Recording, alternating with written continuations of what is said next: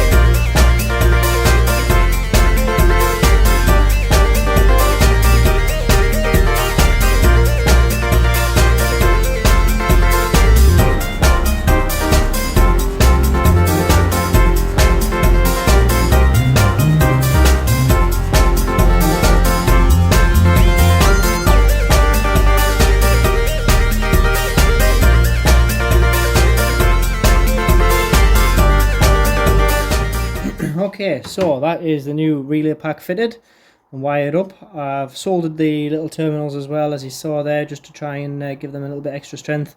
And I've taped up all this loom here just to try and keep as much water out as we can.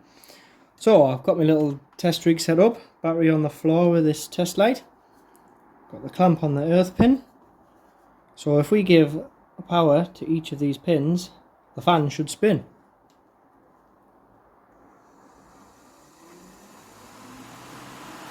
That one works. I'll let it slow down.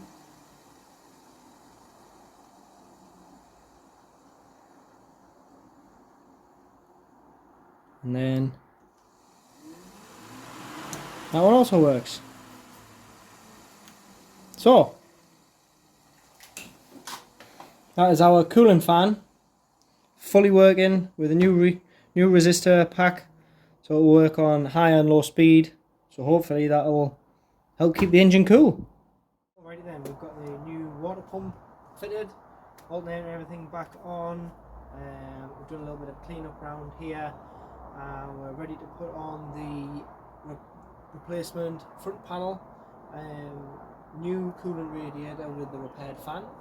Now the front panel that I've got is not a new one. I managed to get a good friend of mine a used one, which is not perfect. It's got a little bit of damage at the bottom, but it is perfectly usable for what we need, and it's much better than the original one.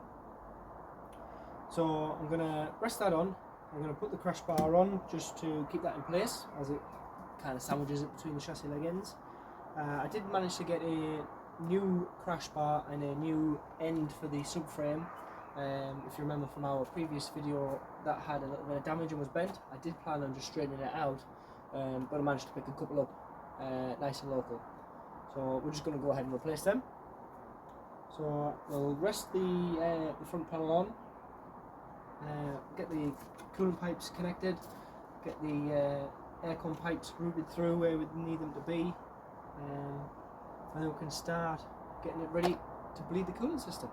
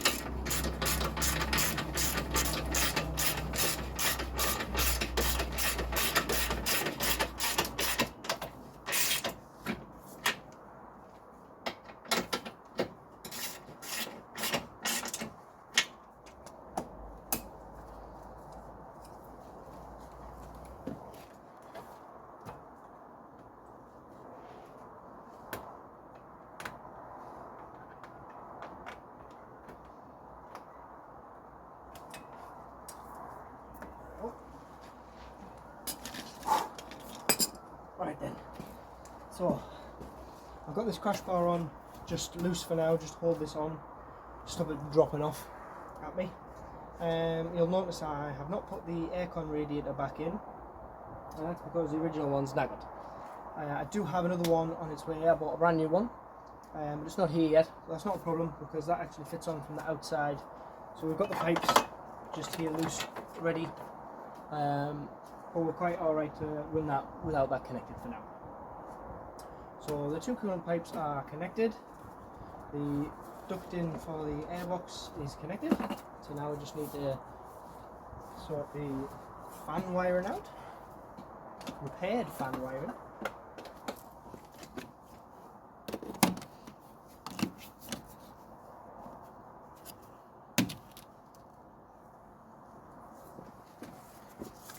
plug it in and it just clips into place on the front panel. There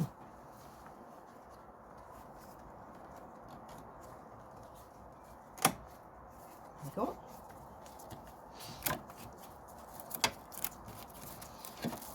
Right, as well, I've got the airbox out just to give us a little bit more access for when we bleed it. The airbox does need changed anyway, so it's a win-win. So these all clip to the airbox. Right. So that is the connectors for the indicator, the side light, outside temperature, and the horn. We do need to plug the fog light back in.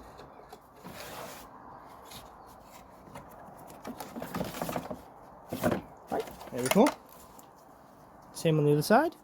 Right then, so the cooling system's all put back together. So we need to fill it up and we need to bleed it. Now, I'm using for this Mobile Long Life Antifreeze, pink or red, which we prefer. Now, these have 3 bleed screws on them, and they can be a bit of a nightmare sometimes to bleed up.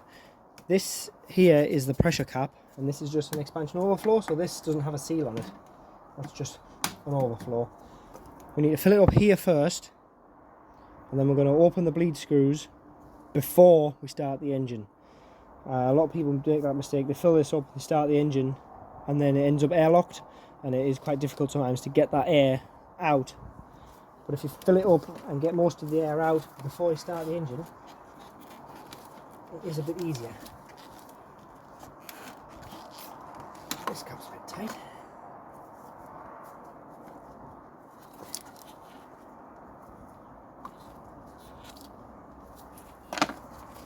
Sometimes the lid comes off like that.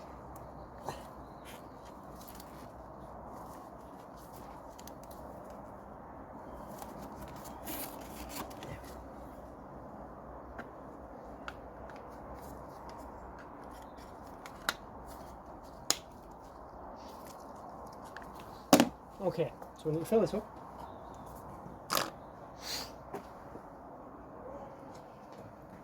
Dilute your coolant appropriately.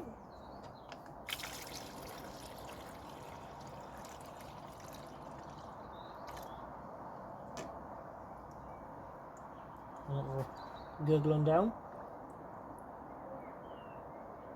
Does take a little bit of time just to get it in there, and obviously because we've had the radiator and the water pump off, the system will be pretty much empty.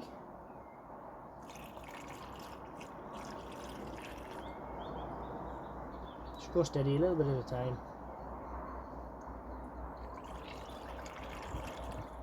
That's now full, so I will also top up the expansion tank.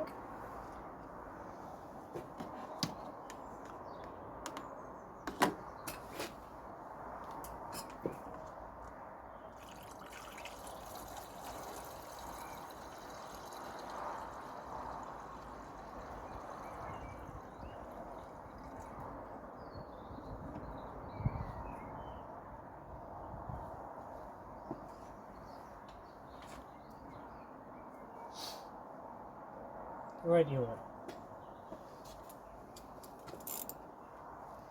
So, bleed screws.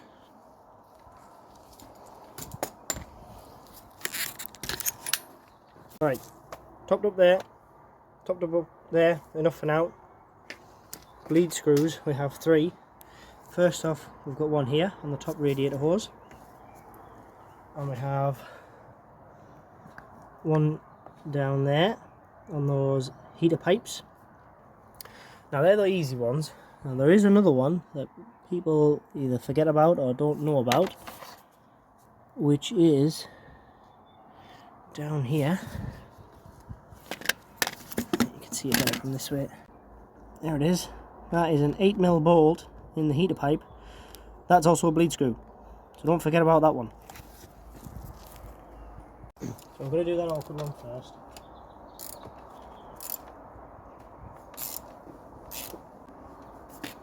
See that there? It's going down. That's because the air is coming out.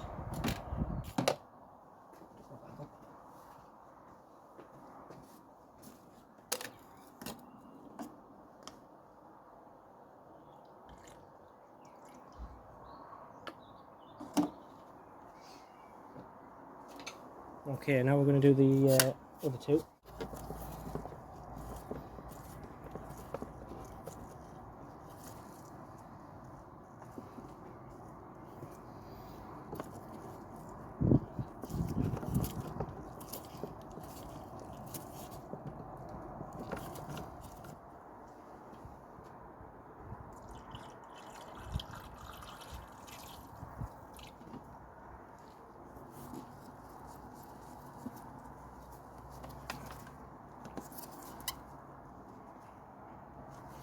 Okay, so we had coolant coming out of both of them, all three of those bleed screws. So now I'm in the car, we're going to start it up.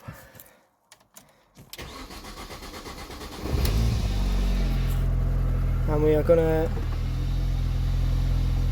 get the heater blowing on hot. Make sure the vents are open.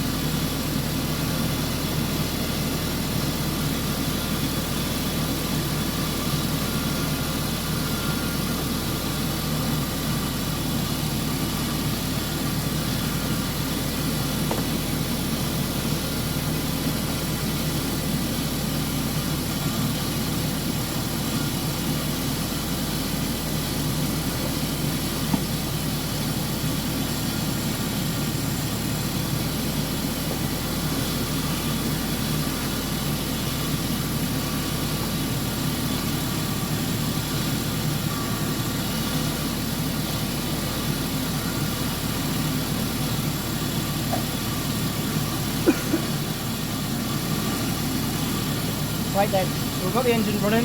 I've just checked these bleed screws again. So that one's tight. We've got a little bit more air out, but then we've got coolant coming back through. I've topped up the pressure cap. This is on maximum. Now we're just going to let the engine run, let the water circulate. Some bubbles will come out. We'll put the cap on, we'll let it get up to temperature and make sure that fan kicks back in.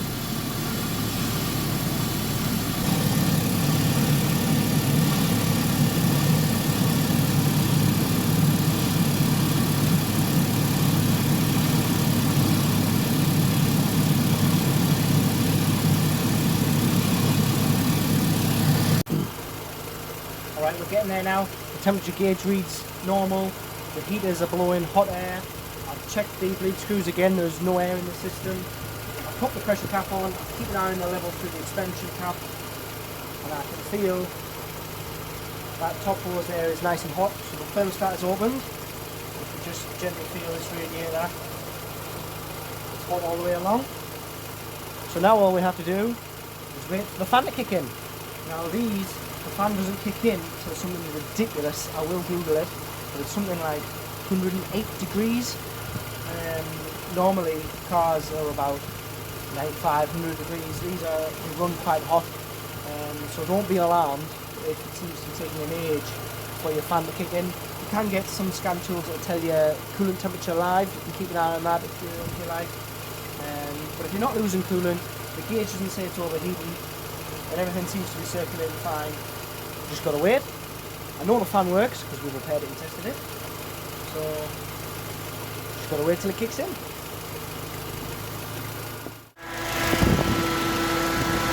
There we go.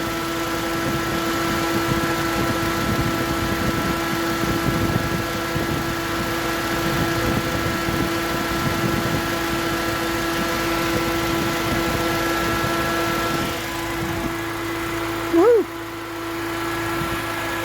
It's noisy that, isn't it? There we go. So, I'm happy there's no leaks. The heater got hot. We didn't blow any water out of anywhere. The fan came in and the fan came out. So that is our cooling system all bled. It does need a little run up the road, but I'll wait until I've got the bumper back on properly, just to make sure that that overheating issue has successfully gone away. But it looks good. That light keeps going off. There we go. I think we've done a good job there. So I'm going to knock it off because it's noisy as hell and it's late. Well, there we are guys. That is the cooling system, hopefully, all sorted on our little R50 Park Lane. Obviously, like I just mentioned, I've still got the aircon ready to put in. I'm going to leave the bumper off and the crash bar just on loose, because it'll be a bit easier when I come to drop the subframe to do the bottom arm bushes. So it just makes sense to leave them off for now. I will obviously have to give the car a nice good long test drive to make sure that overheating issue has gone away, because that's when it developed. When I bought the car, it only started overheating once we were driving, but I think that's an amalgamation of all of the leaks we had, a weak water pump and the fan not working at all. So we know we fixed all the leaks, we've got a brand new water pump, so that's sorted, and the fan definitely works. So we've done all we can do. It doesn't appear to have any head gasket faults, which is nice. So we'll let that water level settle overnight. What will happen as the car cools down, that water level will probably drop a little bit. So don't be surprised if you come back to your car the next morning after doing something like this and your water level's dropped and you can't find a puddle or anything. That's perfectly normal as it settles and the temperature cools down. The air, any air left in the system will find its way out. So just top that up to the normal level, keep an eye on it, and we should be good to go. I'm really happy with how that's gone. So just waiting for some parts now and we can get cracking on the suspension and the brakes. But we're doing well on this little project. I'm happy.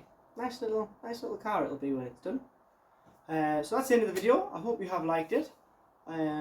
Please do like the video, share the channel, share the videos with your friends, and do please subscribe. I can't stress this enough. It helps massively, not just myself, but it gets into the algorithm of YouTube, lets more people see the videos, and I like to think what we're doing here is decent. So please do subscribe if you're enjoying the videos. My name's Ed, this is Ed's Mini Empire, and I'll catch you next time.